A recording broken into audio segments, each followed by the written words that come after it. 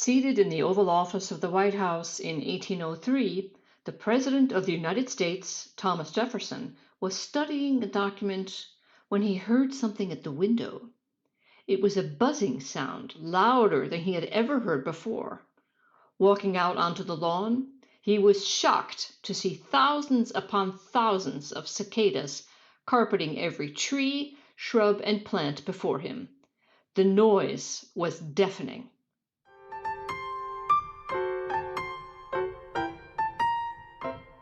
Welcome to Expat Chatter.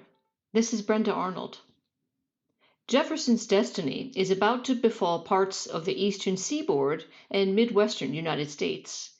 Over the next month, 2 different breeds of cicadas will hatch at the same time. This last happened over 200 years ago. Around the same time, the Louisiana Purchase was signed, the agreement for a historic land purchase from France that Jefferson was brooding over.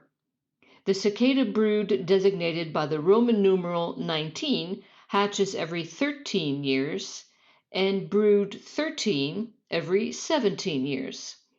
According to the website Cicada Mania, brood 19 will be found in 15 states across the Southeast and Midwest, and brood 13 will hatch in around 3 states in the Midwest.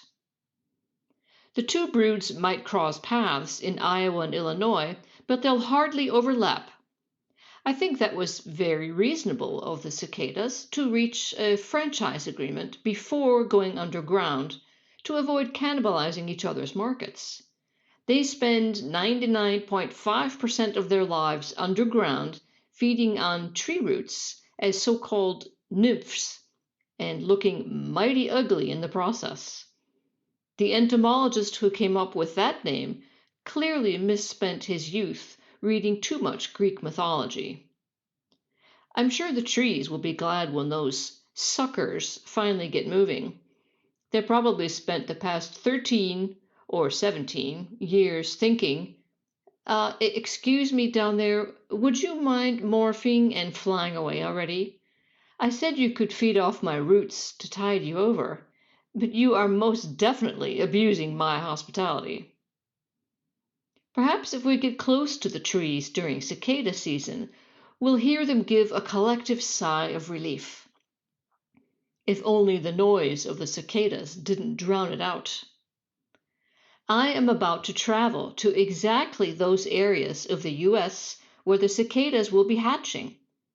I considered bringing a mosquito net until I Googled their size and realized that a badminton racket would be a more appropriate means of defense, as some species can get pretty big.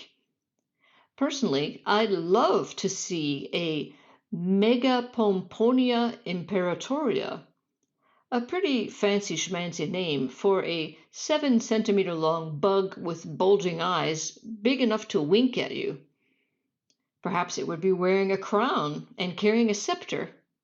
Except that cicada only lives in Asia, so no luck. Also, insects don't have eyelids, so they couldn't wink at you either, but you get the message. Cicadas don't bite or sting, so the only thing to be feared is the cacophony. So I'll leave my imaginary mosquito net at home and leave my badminton racket in the umbrella rack. But I will bring earplugs, since the noise of these insects can reach up to 100 decibels, as loud as a police car siren.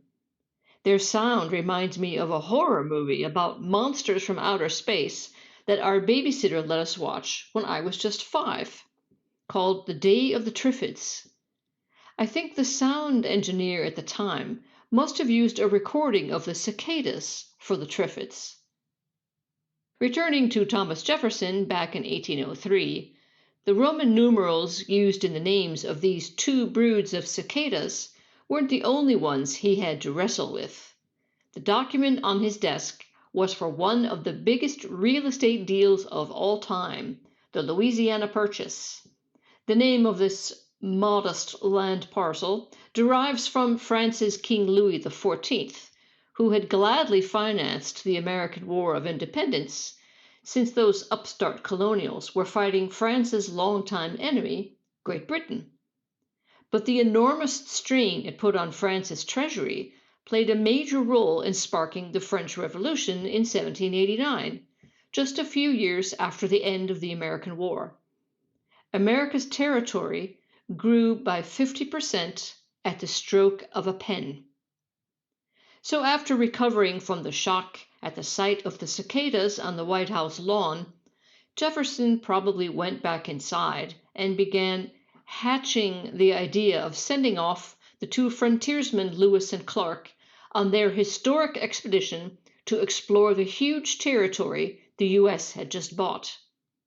Even the deafening sound of the cicadas, a sound as loud as a freight train, vacuum cleaner, or lawnmower, couldn't dampen Jefferson's mood. But we know he wasn't making these comparisons because none of those things had been invented yet. Stay tuned for cicada updates. Thanks for listening. And if you enjoyed the podcast, why not forward it to a friend? Thanks so much and see you next time.